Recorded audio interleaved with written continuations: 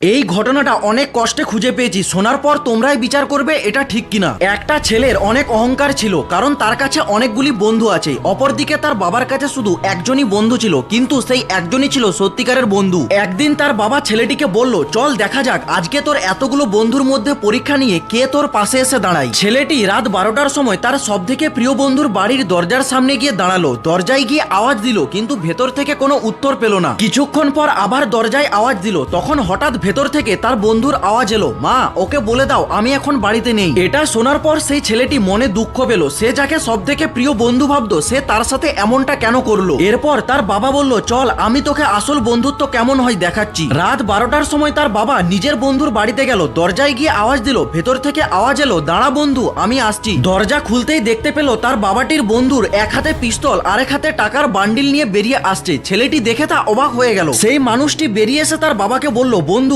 তুই এত রাতে এসেছিস, নিশ্চয় তোর কোনো সমস্যা হয়েছে। যদি টাকা পয়সার প্রয়োজন হয় তাহলে এটা নে, আর যদি কারোর সাথে ঝামেলা হয় তাহলে চল আমি তোর পাশে আছি। তার বাবা বলে উঠল, বন্ধু আমার কোনো জিনিসের প্রয়োজন নেই, আমি শুধু আমার ছেলেকে এটাই দেখাতে চেয়েছিলাম আসল বন্ধুত্ব কেমন হয়। আর হ্যাঁ, যাওয়ার আগে তোমার প্রিয় বন্ধুটির নাম কমেন্টে অবশ্যই লিখে যাবে।